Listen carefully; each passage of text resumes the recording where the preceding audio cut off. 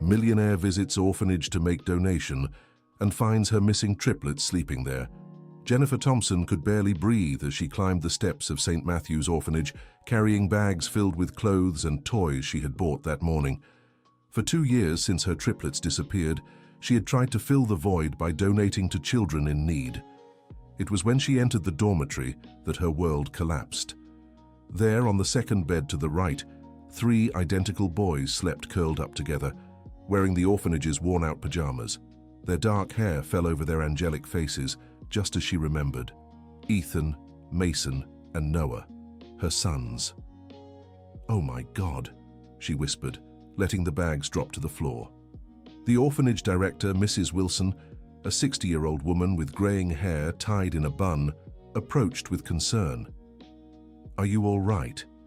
You look like you've seen a ghost." Jennifer pointed to the bed with trembling hands. "Those boys, they're my sons." "What do you mean?" Mrs. Wilson arched her eyebrows.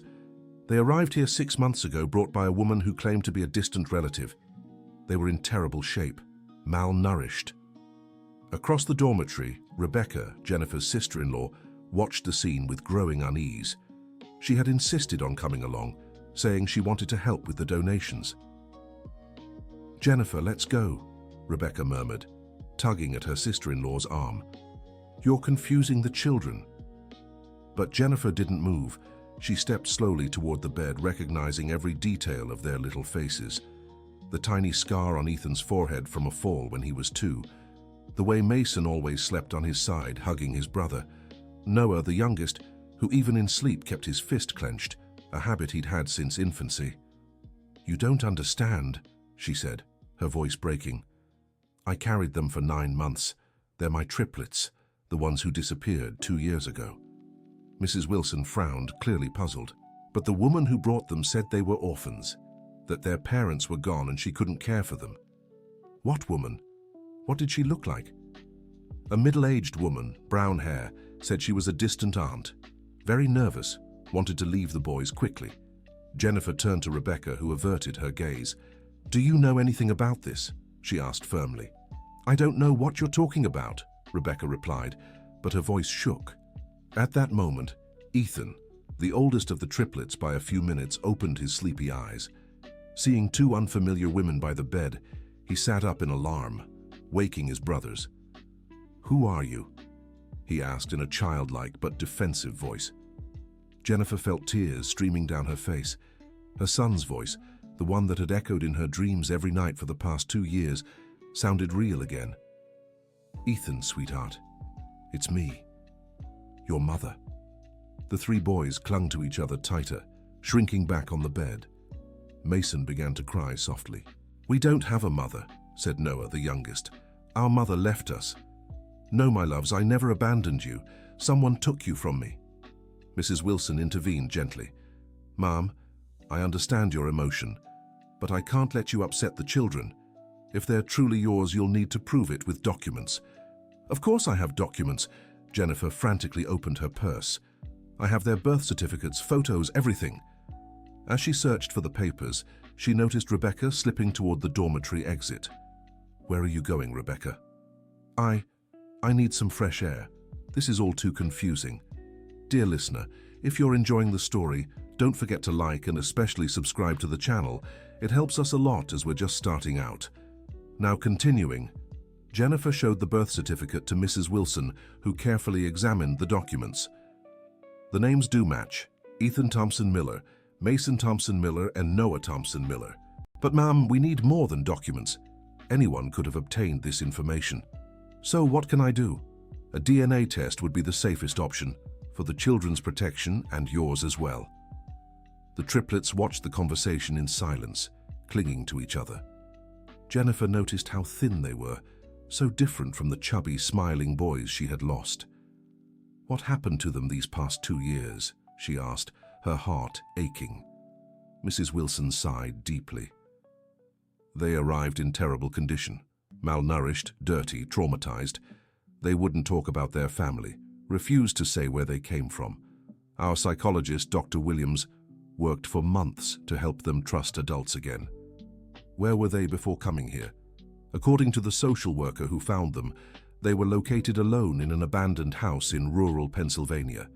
Neighbors heard children crying and called the authorities. Jennifer felt her legs weaken. Her babies, abandoned in an empty house, starving and terrified. Can I at least talk to them? Mrs. Wilson hesitated. Dr. Johnson, our psychologist, always says forcing situations can cause more trauma. But if they really are your children... Jennifer slowly approached the bed, trying to appear less threatening. She sat in the chair beside them. Do you remember a big house with a garden full of white roses? Ethan lifted his head slightly, a spark of recognition in his eyes. And a doll named Princess who stayed in your room, Jennifer continued. This time it was Noah who reacted, letting out an almost imperceptible sigh. Do you remember the nights when I sang Rockabye Baby? Mason began to sway slightly, as if the melody awakened something buried in his memory. Mrs. Wilson watched closely. They've never shown recognition of anything from their past. Even when we tried to find out where they came from, they stayed silent. It's because someone must have told them horrible things about me, Jennifer replied bitterly. Rebecca reappeared at the dormitory door, visibly agitated. Jennifer, we need to leave now. This isn't right. What isn't right is you knowing where my children were and never telling me. Jennifer's voice rose, frightening the children again. I didn't know anything, Rebecca protested. Liar! Jennifer stood up from the chair. You always knew where Michael hid them, didn't you? Who's Michael? Mrs. Wilson asked. My ex-husband, their father. After the divorce, he threatened to take the children if I didn't pay outrageous alimony. And did you pay? I paid for a whole year, until one day he just disappeared with the boys. Rebecca, my sister, told me they had gone abroad, that I should forget them and move on. Rebecca visibly paled. Jennifer, please, let's not argue about this in front of the children. No, you're going to tell me the truth now. Jennifer grabbed her sister-in-law's arm. Where was my ex-husband? Why were my children found abandoned? I can't. You can and you will, Jennifer shouted. The triplets began to cry, frightened by the argument. Mrs. Wilson immediately intervened. Ladies, please, you're re-traumatizing the children. I'll have to ask you to leave. Jennifer took a deep breath, trying to regain control. I'm sorry, it's just... I've spent 2 years searching for my children. Unable to sleep, unable to live. And now, to find out they were here. Her voice broke. I understand your pain, but these children have suffered greatly too. We must protect them above all. You're right. What do I need to do to prove I'm their mother? First, the DNA test.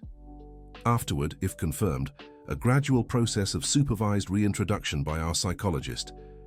How long will it take? The test, 1 week. The reintroduction process could take months. It depends on how the children react. Jennifer looked once more at the boys, who watched her with curiosity and fear. Ethan, always the bravest of the three, whispered something to his brothers. What did he say? Jennifer asked Mrs. Wilson. He said you look like the woman from their dreams. Jennifer's heart nearly stopped. What woman? Sometimes they have nightmares, and in the middle of the night they scream for a blonde woman in a golden dress. Our psychologist believed it was a fantasy, an idealized mother figure. Jennifer instinctively touched the gold necklace she always wore, the same one she had on the day her children disappeared. This is what I was wearing when I last saw them, she murmured. Mrs. Wilson studied her more closely. I think it's best we call Dr. Williams to assess the situation. And you, she looked firmly at Rebecca, need to talk away from the children. While they waited for the psychologist, Jennifer remained seated near the bed, not getting too close to avoid frightening the boys. They whispered among themselves in a private language they'd developed. Have they always done this? She asked Mrs. Wilson. Since they were babies, they created their own codes, secret gestures. Ethan was always the leader, Mason the most sensitive, and Noah the most mischievous. As if understanding they were talking about him, Noah craned his neck to look at Jennifer. For a brief moment their eyes met, and she saw a spark of recognition. Hello, Noah, she said softly. The boy hid behind his brothers again, but kept watching through Mason's arms. Dr. Williams arrived 15 minutes later, a young woman with curly hair and glasses. Mrs. Wilson explained the situation over the phone. It's truly an extraordinary circumstance. Doctor, is it possible these children blocked memories of their mother? Jennifer asked. Of course. Trauma can cause selective amnesia, especially in children. They arrived here with clear signs of neglect and abandonment. But I never abandoned them. They were taken from me. I understand, but from a child's perspective, they may have interpreted your disappearance as abandonment. So how can I make them remember? First, we need DNA confirmation. Then, if the relationship is confirmed, we'll work gradually with safe, familiar stimuli. What kind of stimuli? Songs you used to sing, personal items, family photos, things that can awaken positive memories without forcing the process. Jennifer nodded, hopeful for the first time in 2 years. Doctor, can I do one thing? She asked hesitantly. It depends on what it is. I want to sing a lullaby I always sang to them. If they're really my children, they might react. Dr. Williams exchanged glances with Mrs. Wilson. You can try, but if we notice any distress in the children, you'll have to stop. Jennifer took a deep breath and began humming softly. Hush, little baby, don't say a word. Papa's gone to the farm, Mama's gone to work. The 3 boys stopped whispering immediately. Mason tilted his head as if trying to catch every note. Boogeyman, get off the roof. Let my baby sleep in peace. Noah let out a deep sigh and, without realizing, began swaying to the rhythm. Hush, little baby, don't you cry. Papa's coming home, he'll sing you a lullaby. Ethan, the most resistant of the 3, had tears in his eyes. He whispered something to his brothers. What did he say? Jennifer asked anxiously. Dr. Williams moved closer to the boys. Ethan, can you repeat what you said? The boy hesitated, eyeing Jennifer warily. He said he knows that song, that someone sang it to him before. Who sang, Ethan? I don't remember, he answered quickly, but his hands were shaking. Jennifer felt a pang in her chest. Her children were right there, just a few feet away, but it felt like there was an insurmountable gap between them. I think that's enough for today, Dr. Williams said diplomatically. The children need time to process this information. When can I come back? Tomorrow I'll bring the results of the tests we need to run today. If the kinship is confirmed, we can set up a visitation schedule. As they prepared to leave, Rebecca stood silently by the door. Jennifer stared at her firmly. We're going to talk, and this time you're going to tell me the whole truth. Jennifer, The whole truth, Rebecca. Dear listener, if you're enjoying the story, don't forget to like and especially subscribe to the channel. It really helps those of us just starting out. Now, back to the story. Outside the orphanage, in the parking lot, Jennifer finally confronted her sister-in-law. Now, you're going to explain how my children ended up abandoned in a house in the countryside. Rebecca leaned against the car, her hands visibly trembling. Jennifer, you won't understand. Try me. Michael, my brother. He wasn't the person you thought he was. What does that mean? When you got divorced, he was drowning in debt. He owed dangerous people a lot of money. Jennifer felt a chill down her spine. Go on. He planned it all. Pretended he was taking the kids abroad, made you pay child support while he used the money to settle his debts. And where did he really take my children? To the countryside, to a house that belonged to our grandmother. He left the boys with a caregiver he paid to watch them. What caregiver? A woman from the village, but the child support money you sent didn't last long. Michael spent it all and disappeared. Where? I don't know. He just vanished, left the kids there. Jennifer grabbed Rebecca's arms. And you knew about this? I tried to help. When I found out he'd abandoned the boys, I went to get them. Then why were they alone in the house? Rebecca started crying. The caregiver had left too. When I got there, the boys were alone, hungry, scared. I didn't know what to do. Why didn't you bring them back to me? Because Michael had filled their heads with terrible lies about you. He told them you didn't want them anymore, that you had a new family. And you believed that? No, but the children did. They were afraid of you, Jennifer. So you decided to abandon them at the orphanage. I didn't abandon them. I took them somewhere I knew they'd be cared for. I couldn't raise 3 children on my own. Jennifer let go of her sister-in-law and took a step back. You lied to me for 2 years, told me they were fine, that they were with their father abroad. I was scared to tell you the truth. Scared of what? That you'd blame me. That you'd find out I knew where Michael had hidden them and did nothing to stop it. You knew from the beginning? Rebecca hesitated before answering. I suspected. Michael asked me to help find a safe place for the kids, said it was temporary, that he'd fix his money problems soon. And you helped him? Not directly. I just mentioned our grandmother's house. That was helping, Rebecca. You were an accomplice to kidnapping my children. It wasn't kidnapping, they're his kids too. He abandoned them, left 3 5-year-olds alone in a house. Rebecca broke down in tears. I know it was awful. That's why I took them to the orphanage when I found out. How long have you known they were there? Since I took them. 6 months ago. And it never crossed your mind to tell me. Every day.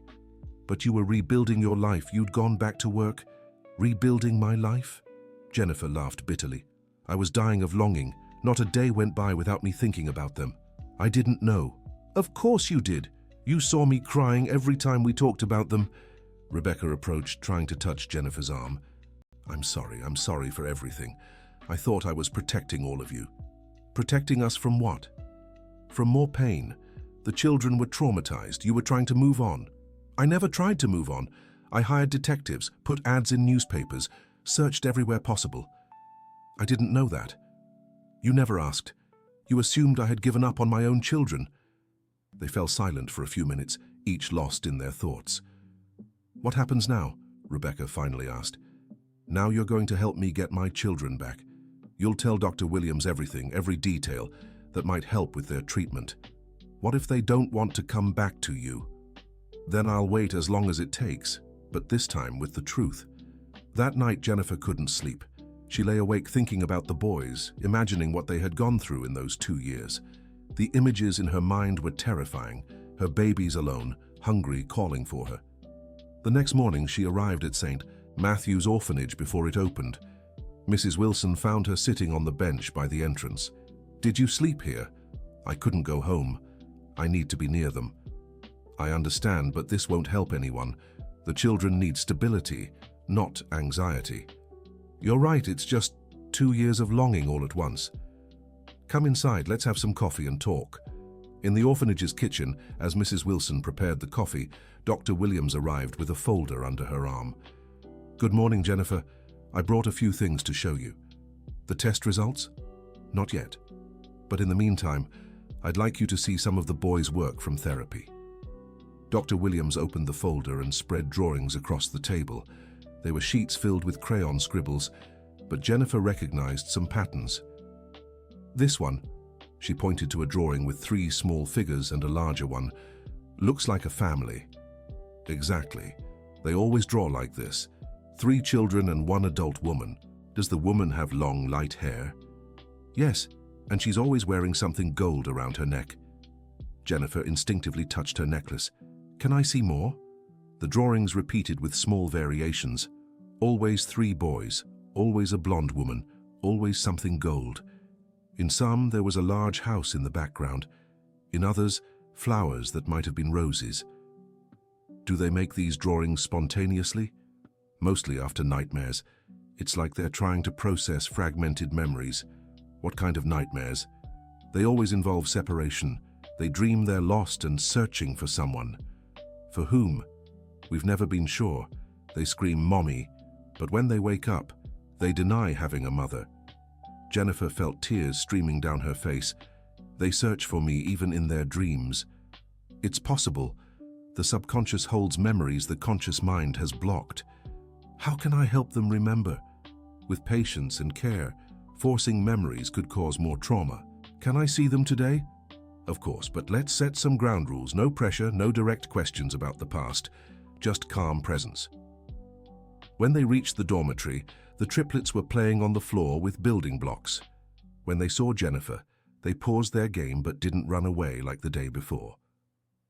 "Good morning, boys," she said softly, sitting at a respectful distance. Ethan murmured a barely audible, "Good morning." Mason waved timidly. Noah just watched her with curiosity. "Can I see what you're building?" They exchanged glances before Ethan pushed the structure slightly toward her. It was a house made of colorful blocks. "How pretty! Who is this house for?" "For us," Mason answered softly. "Would you all live together in this house?" "We always stay together," said Noah, speaking to her for the first time. "Always." "Always," the three confirmed in unison. Jennifer smiled, remembering how inseparable they had been as babies. "Can I help build it?" They hesitated, but Ethan nodded. Jennifer moved closer slowly and sat on the floor. "How about a window here?" she suggested, pointing to one wall of the blockhouse. "No," Noah said quickly. "No windows." "Why not?" Because bad people can come in through windows," Mason explained. Jennifer's heart tightened. What horrors had her children experienced to fear windows? "What if we made the windows very small, just to let the light in?" Noah considered the suggestion. Maybe, but really small. As they played together, Jennifer watched every gesture, every expression. Mason still had the habit of biting his lower lip when concentrating. Ethan organized the blocks by color before using them. Noah hummed softly while working, just as he always had. "Noah, what song is that you're humming?" The boy stopped immediately. "I don't know, it just pops into my head." "Can you sing it a little louder?" He looked at his brothers, who nodded encouragingly. "Hush, little baby," he began in a shaky voice. Jennifer felt her heart race but kept her expression neutral. "That's a beautiful song. Where did you learn it?" "I don't remember," he replied quickly, going back to playing with the blocks. Dr. Williams, who had been observing from a distance, approached. "How's the building going?" "We're making a safe house," Ethan explained. "Safe from what?" "From people who take children away," Mason answered innocently. The two women exchanged meaningful glances. "Has anyone ever taken you away from somewhere?" The boys nervously looked at each other. "We can't talk about that," Ethan said firmly. "The man said it was a secret." "What man?" Dr. Williams asked gently. "The man who looks like us," Noah replied. "Your father." "No!" the three protested together. "He's not Daddy." "Why not?" "Because Daddy doesn't leave his kids alone in a dark house," Mason explained, tears beginning to form in his eyes. Jennifer had to make a superhuman effort not to hug her son right then. "Mason, were you alone in a dark house?" The boy nodded, sobbing quietly. "All of us," Ethan said, wrapping his brother in a protective hug. "For how long?" "A long time," Noah answered. "Until Mrs. Rebecca came." Jennifer froze. "Mrs. Rebecca?" "The woman who brought us here," Ethan explained. "She said it would be better here." Dr. Williams discreetly took notes on her pad. "And did you like coming here?" "Here we get food every day," Mason said, as if that were the most important thing in the world. "And you didn't have food in the dark house?" "Sometimes," Noah replied, "when Aunt Betty was still there." "Who was Aunt Betty?" "The woman who took care of us, but she left too." "Why did she leave?" Ethan shrugged. "Everyone leaves. Only the three of us stay together always." The devastating simplicity of that statement made Jennifer swallow a sob. "What if—" she began carefully. "What if someone wanted to stay with you forever?" "No one does," Mason replied with a heartbreaking matter-of-factness. "How do you know that?" "Because we're too much trouble," Noah explained. "The man said that's why Mommy didn't want us anymore. Do you remember your Mommy?" The three fell silent for a long moment. "Sometimes," Ethan whispered finally. "What was she like?" "Pretty," Mason said, "with hair like yours." "And she sang," Noah added. "Sang like you did yesterday." "Would you like to see your mommy again?" Ethan shook his head vigorously. "She doesn't want us anymore," the man said. "What if the man was lying?" "Big men don't lie," declared Noah, with the conviction of a child who learned that lesson in the worst possible way. Dr. Williams intervened gently. "Noah, sometimes big men do lie. And sometimes they lie about very important things like mommies who love their children. But why would he lie? That doesn't matter right now. What matters is that you're safe here, and people who care about you are trying to find out the truth. Jennifer looked at the psychologist gratefully. It was exactly the right approach, planting the seed of doubt without forcing anything. At that moment, Mrs. Wilson appeared at the dormitory door. "Dr. Williams, there's a phone call for you." "Excuse me," said the psychologist, stepping away. Jennifer was left alone with the boys, who had gone back to playing with blocks, but were now watching her out of the corner of their eyes. "Can I tell you something?" she asked softly. They nodded. "I know a mommy who lost 3 little boys she loved very, very much." "How did she lose them?" Mason asked, intrigued. "A man lied to her and to the boys. He told her they didn't want to see her anymore, and he told the boys she didn't want them anymore." "And it was a lie?" Noah asked. "It was the biggest lie in the world, because that mommy spent every day crying, missing her babies." "Every day?" Ethan wanted to know. "Every day. She looked for them everywhere, asked everyone, never gave up on finding them." "And did she find them?" Jennifer looked directly into the eyes of all 3. "Yesterday she found them." The boys exchanged confused glances. "Where?" Mason asked. "In an orphanage. They were sleeping together in one bed, all cuddled up." Ethan blinked several times, as if processing the information. "And what did the mommy do?" "She wanted to hug them tight, but she couldn't because they didn't remember her anymore, because of the man's lie." "That's sad," Noah remarked. "It is very sad. But do you know what the mommy is going to do?" "What?" "She's going to wait as long as it takes. She'll come here every day, bring treats, tell stories, sing songs, until the little boys remember how much she loves them." Noah moved a little closer. "What if they never remember? She'll love them just the same, because a mother's love never ends, even when her children don't remember." Mason was almost leaning against her now. "Does that mommy look like you?" Jennifer smiled, her eyes glistening. "A little." Dear listener, if you're enjoying the story, don't forget to like and especially subscribe to the channel. It helps us a lot as we're just starting out. Now, back to the story. Just then, Dr. Williams returned with an envelope in her hand and a serious expression. "Jennifer, I need to speak with you." They stepped away from the boys, who kept playing but were clearly trying to listen. "Are these the results?" Jennifer asked anxiously. "Yes, and there's something you need to know before we open them." "What?" "The call was from the lab. They asked to confirm some details because they found something unusual." Jennifer's heart raced. "Unusual how?" "When running the children's tests, they discovered severe nutritional deficiencies and signs of prolonged neglect. That confirms they've been through terrible situations." "Yes, but there's more.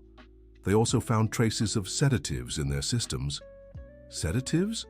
"Someone was giving them medication to keep them calm, probably to make them easier to control." Jennifer felt sick.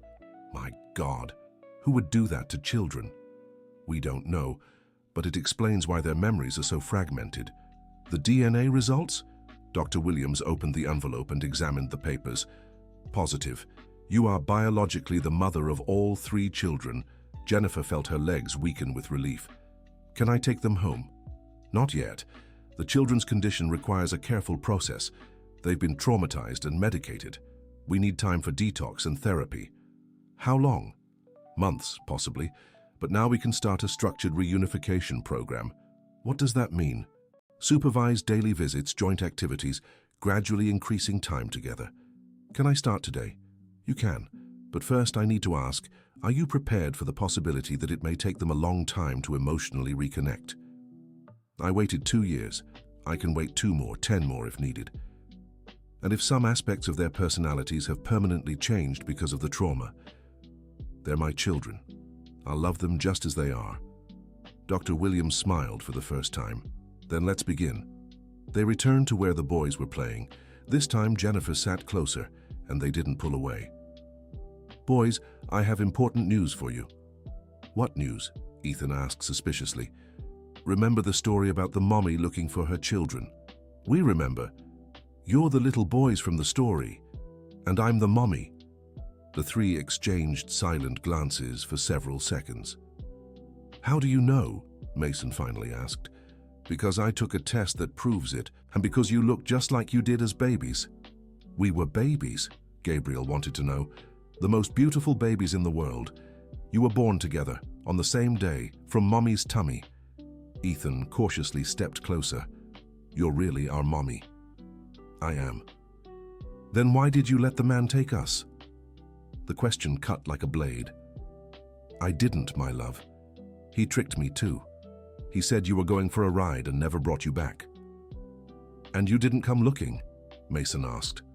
I looked every day, I cried every night, I never stopped searching. Gabriel stood up and faced her directly. If you're our mommy, why don't we remember your smell? Jennifer almost smiled through her tears. Gabriel had always been the sharpest. Because it's been so long and you were so little, but if you want, you can smell me now. Gabriel hesitated, then pressed his nose to her neck. He closed his eyes, took a deep breath, and his face lit up. Mason, Ethan, he called excitedly. It's the smell of the mommy from our dreams. The other two rushed to do the same. Mason started crying. It is. It's mommy's smell. Ethan, always the most cautious, asked, But if you're our mommy, why can't you take us home today? Because you've been away for so long, gone through hard things. I need to be sure you're ready to come home. We are ready, Gabriel protested. I know you think you are, but Dr. Williams needs to be sure you'll be okay. How long? Mason asked anxiously. I don't know, but I'll come here every day until we can be together forever. Promise? Ethan asked. I promise. The three hugged her in a group, including Jennifer for the first time in 2 years. She closed her eyes and breathed in the scent of her children's hair, etching that moment forever. Mommy? Gabriel whispered. Yes, my love? Can you sing the song again? Of course. And there, in the middle of the orphanage dormitory, Jennifer sang the lullaby that had echoed in her mind every night for 2 years of longing. In the weeks that followed, a routine took shape. Jennifer arrived at the orphanage every morning after breakfast, spent the whole day with the boys and only left at bedtime. Gradually, they remembered more things. Mason recalled the rose garden at the house they'd lived in. Ethan remembered the dog they used to have, a golden retriever named Lucky. Noah was the first to consciously call Jennifer Mom. But not everything was easy. They had frequent nightmares, panic attacks when left alone, and an overwhelming fear that Jennifer would leave and never come back. Why are they so afraid of me going out? Jennifer asked Dr. Williams. Because they've been abandoned multiple times, first by their father, then by their caregiver, and in a way, by your sister-in-law too.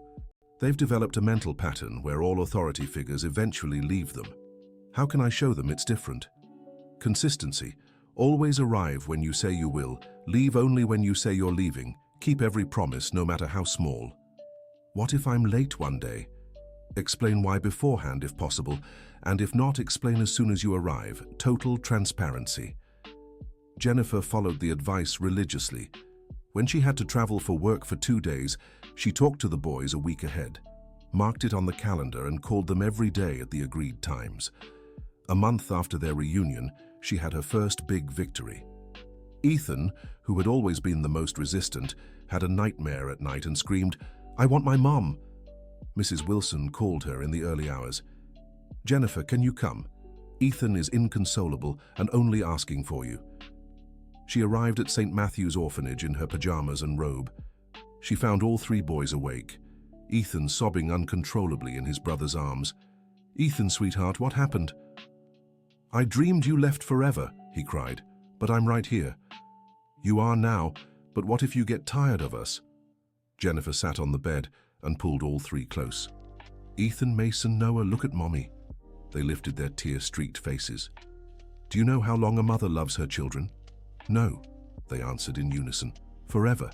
Even when children do wrong, even when they grow up and move far away, even when they become adults and have their own kids. A mother's love is forever." "Even if we're really messy?" asked Noah. "Even if you're the messiest boys in the world?" "Even if we get bad grades in school?" Mason wanted to know. "Even if you fail everything?" "Even if we break your things?" asked Ethan. "Even if you break everything I own?" Noah thought for a moment. What if... What if we can't remember everything from when we were little? Noah, my love, you don't have to remember anything. We'll build new memories, even more beautiful than the old ones. Promise you won't give up on us? Mason whispered. I promise. In fact, you know what I'm going to do. What? I'll tell you a secret just for you.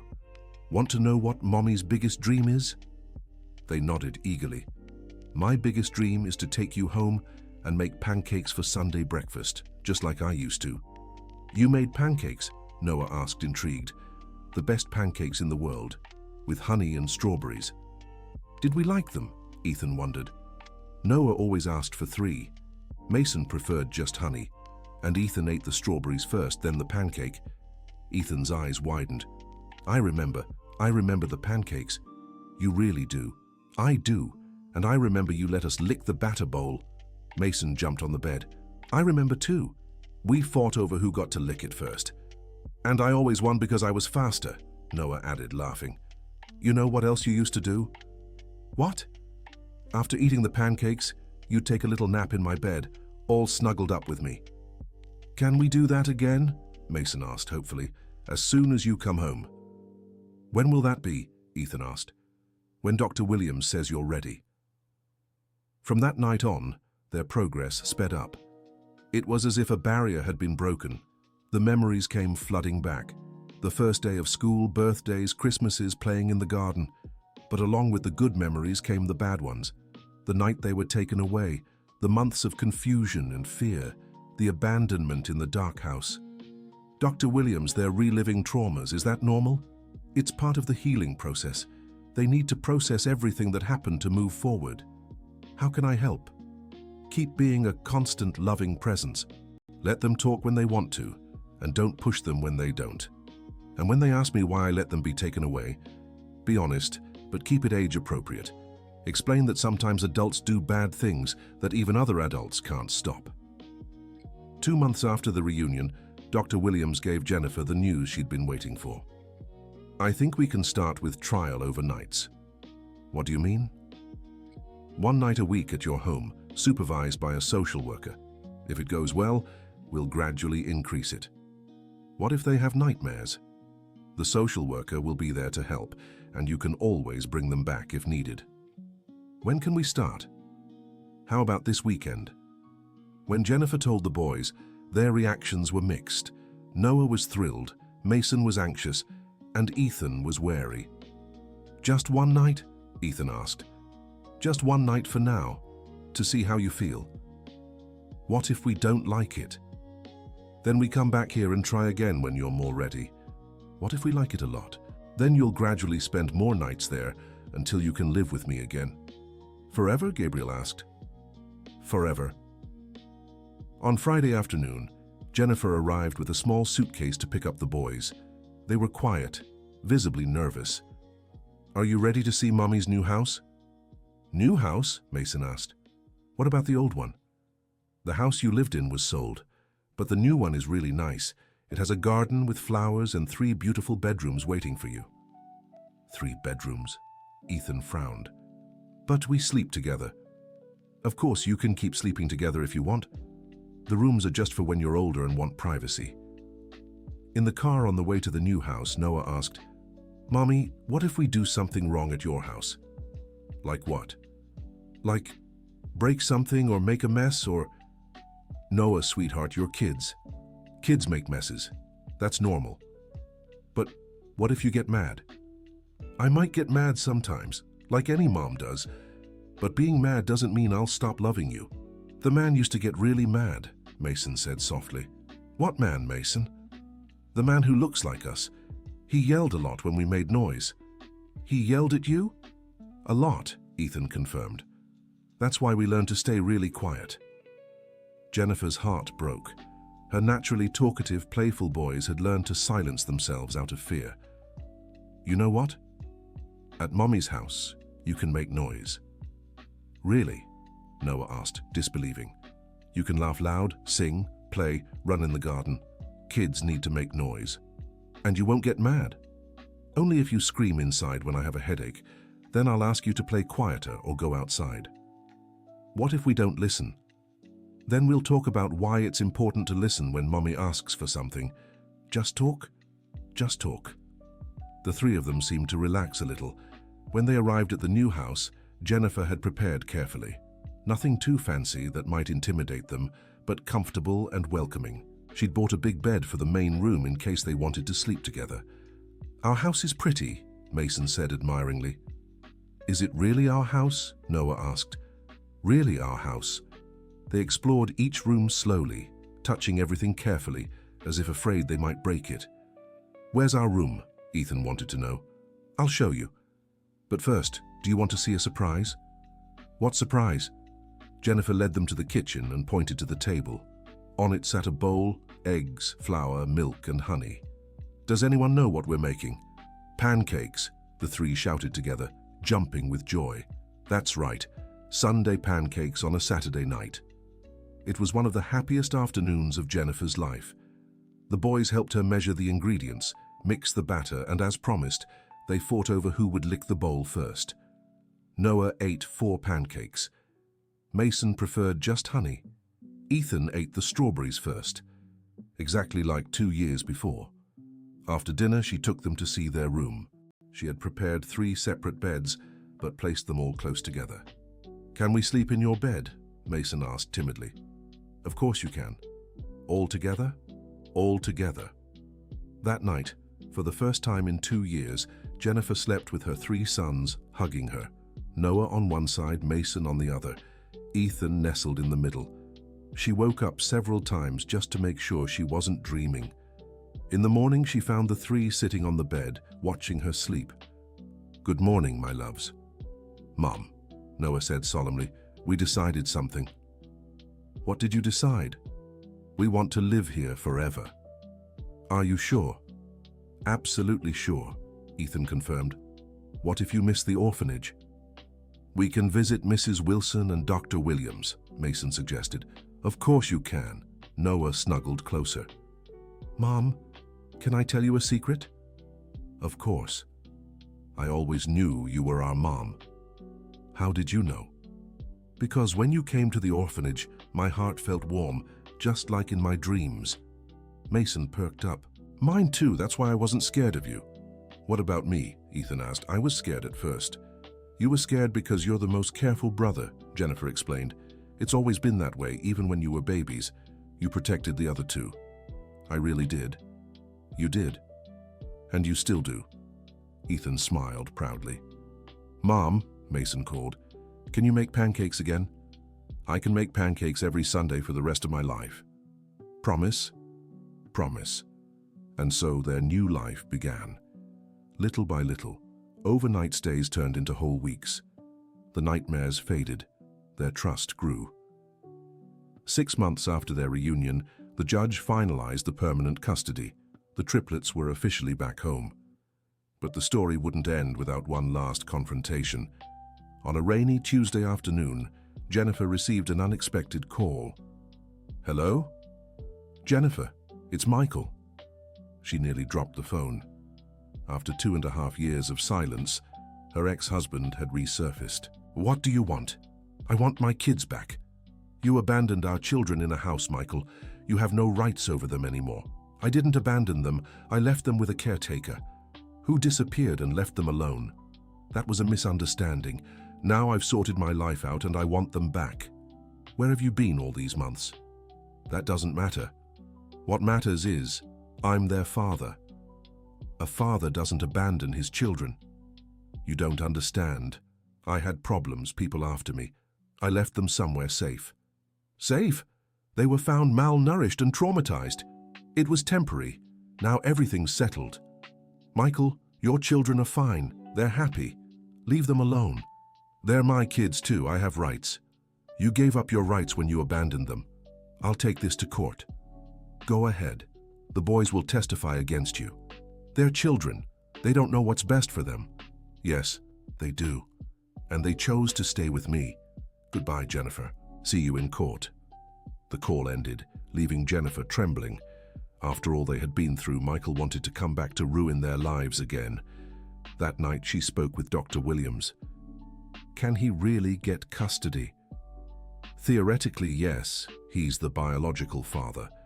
But considering the abandonment, the children's trauma, and the fact that they're well adjusted with you, it's unlikely. What if the judge decides they should spend time with their father?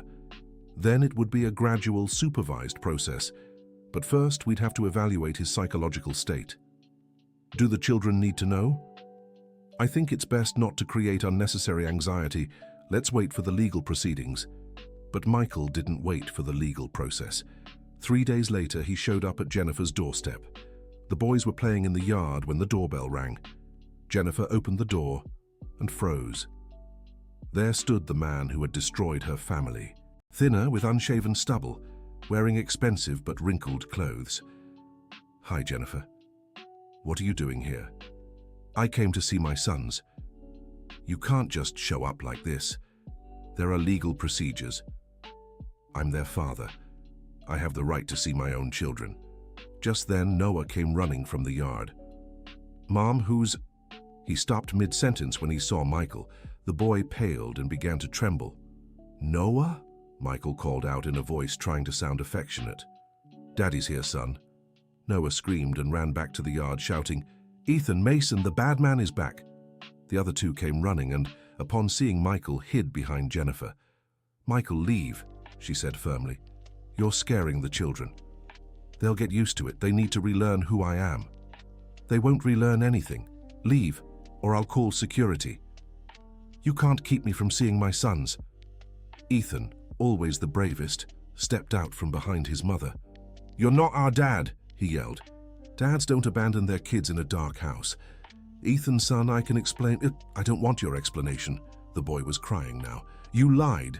You said Mom didn't want us." Mason joined his brother. "You're a liar. Mom looked for us every day." Noah, the youngest, spoke in a shaky voice. "You left us hungry. We don't want you here." Michael tried to step closer, but the three clung to Jennifer. "Boys, you don't understand. I had to do it to protect you." "Protect us from what?" Ethan challenged. "From bad people who wanted to hurt Daddy." "Then why didn't you ask Mom for help?" Noah asked. Michael hesitated with no answer. "Because you wanted to hurt Mom," Mason finished. "Aunt Rebecca told us everything." "Rebecca shouldn't have—" "Yes, she should," Ethan shouted. "We had the right to know the truth." Jennifer watched the scene with a broken heart. Her sons, just 7 years old, showed a devastating maturity forged in suffering. "Michael," she said calmly, "you see how they reacted to your presence. They're afraid of you. It's just a matter of time." "No, it's not. They remember the abandonment, the fear, the hunger. You caused traumas they'll carry for life. I can make it up to them." "Make it up?" Jennifer's voice rose. "You drugged our children to keep them quiet. You left them with a stranger who abandoned them. You destroyed their childhood." "I was desperate." "And when you're desperate again, will you abandon them once more?" Michael didn't answer. "Leave, Michael. If you truly love these children, let them be. I'll go to court. Go ahead, and your own sons will testify against you." "They're just kids. They don't understand." "They understand perfectly," Ethan interrupted, still clinging to his mother. "We know you're bad." "Ethan, no. You made Mom cry. You made us go hungry. We don't want you in our family." Mason and Noah nodded vigorously. "It's our decision," said Noah with a seriousness that didn't match his 7 years. "We choose to stay with Mom." Michael looked at his 3 sons, who no longer recognized him as their father, at his ex-wife, who despised him, and for the first time he seemed to grasp the full extent of what he had lost. "Jennifer, I regret everything I did. It's too late for regrets." "It's not. I can change." "Did you change much in 2.5 years?" "I did. I'm clean. I have a job, a home, and what do you want? A medal. I want a chance to be a real father." "You had 7 years of chances. You wasted them all." Ethan let go of Jennifer and stood face to face with Michael. "You want to know how to be a real father?" "How, Ethan?" "A real father doesn't lie, doesn't abandon his kids, doesn't make them live in fear, doesn't let them go hungry. A real father," Mason continued, "makes pancakes on Sundays, reads bedtime stories, gives hugs after nightmares." "A real father," Noah finished. Loves his kids, Mom, and doesn't hurt her. The three boys, united, stared at Michael with a determination that even impressed Jennifer. We don't need you, Ethan finally said. We have Mom, and that's enough. Michael stood there for a few more minutes, visibly shaken by his son's rejection. Finally, he murmured, I'm sorry. Sorry for everything. And he left. Jennifer never heard from him again. Months later, she learned through Rebecca that he had moved to another state. The boys, in turn, never asked about their father again. It was as if they had closed that chapter of their lives for good. 2 years after the reunion, Ethan, Mason, and Noah were happy, normal boys. They still climbed into their mother's bed during thunderstorms, still fought over who got to lick the pancake bowl, and still had their secret codes. But now they also ran through the garden without fear, laughed loudly, made messes, and most of all, trusted in their mother's unconditional love.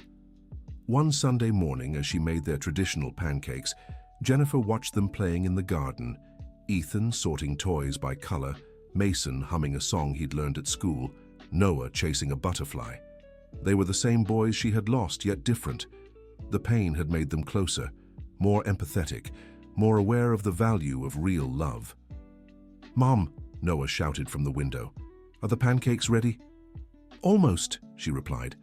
Can I lick the bowl today? Let's see who gets to the kitchen first. The three came running in, tripping over each other, laughing, alive. Jennifer hugged them tight, breathing in the scent of their hair, feeling the warmth of their small bodies against hers. I love you, she whispered. We love you too, Mom, they chorused. Forever? Forever. And this time, Jennifer knew it was a promise no one could break. End of story. Now tell me what you thought of this touching story and where you're watching from. Do you think Jennifer made the right decisions? Would you do the same if you were in her place? Leave your honest thoughts in the comments. Thank you so much for joining me. Don't forget to like and, most importantly, subscribe so you don't miss other heartfelt stories like this one.